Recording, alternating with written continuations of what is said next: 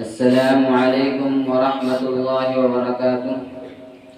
حامدا ومصليا ومسلما، أما بعد. أعوذ بالله من الشيطان الرجيم. بسم الله الرحمن الرحيم. ولا تقولوا لمن يقتل في سبيل الله أموات بل أحياء ولكن لا تشعرون. وقال الله تعالى: والذين جاهدوا فينا لنهدينهم سبلنا وإن الله لمع المحسنين. وقال النبي صلى الله عليه وسلم: الجهاد ماض إلى يوم القيامة. صدق الله العظيم وصدق رسوله النبي الكريم. جس دور پہ نازا تھی دنیا اب ہم و زمانہ بھول گئے، اوروں کو جگانا یاد رہا خود ہوش میں آنا بھول گئے، منہ دیکھ لیا آئینے میں پر داغ نہ دیکھا سینے میں، دل ایسا لگایا جینے میں مرنے کو مسلمان بھول گئے۔ معزز علماء اکرام اور حاضرین مجلس، آج کی اس باوقار اور پرسکون مجلس میں معزز علماء اکرام کی موجودگی اور حضرات اکابرین کی سرپرستی میں مجھ میں علم کا کچھ عرض کرنا ایسا ہی ہے جیسے سورج کے سامنے جگنوں کا چمکنا، لیکن بڑوں کا حکم مانتے ہوئے اپنی اصلاح کی غرض سے ایسی جرأت و ہمت کر رہا ہوں۔ آپ حضرات دعا کریں کہ اللہ تعالیٰ اپنی رضا کی باتیں میری زبان سے کہلوا دے، آمین۔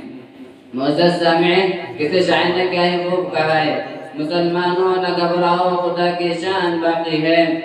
ابھی اسلام زندہ ہے، ابھی قرآن باقی ہے۔ یہ ظالم کیا سمجھتے ہیں جو اپنے دل میں ہنستے ہیں، ابھی تو کربلا کا آخری میدان باقی ہے۔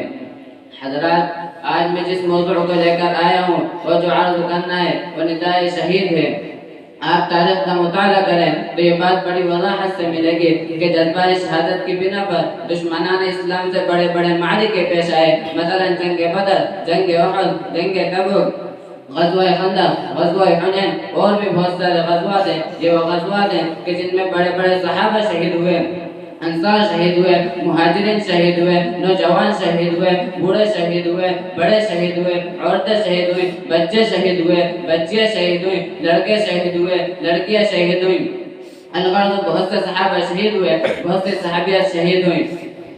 اب مجھ کو کہنے دیجئے کہ اگر شہادت اور شہادت کا جذبہ نہ ہوتا تو کفر نہ مٹتا، اگر شہادت اور شہادت کا جذبہ نہ ہوتا تو ظلم و بربریت ختم نہ ہوتے، اگر شہادت اور شہادت کا جذبہ نہ ہوتا تو زندہ درگور کی جانے والے معصوم بچوں کا مسئلہ حل نہ ہوتا، اگر جہاد نہ ہوتا تو 360 بتوں سے نجات نہ ملتی، اگر جہاد نہ ہوتا تو لا الہ الا اللہ کا ڈنکا دنیا میں نہ بجتا، اگر جہاد نہ ہوتا تو لات و عزا کی پرستش سے چھٹکارا نہ ملتا،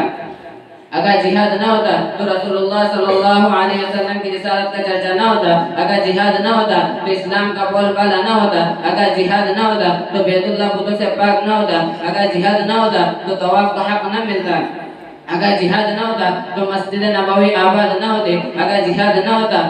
تو صفا مروہ کی سعادت گھڑی نہ ملتی، اگر جہاد نہ ہوتا تو میدان عرفات کی مبارک گھڑی نہ ملتی، اگر جہاد نہ ہوتا تو اسلام پاکستان میں نہ ہوتا، اگر جہاد نہ ہوتا تو اسلام افغانستان میں نہ ہوتا، اگر جہاد نہ ہوتا تو اسلام ہندوستان میں بھی نہ ہوتا،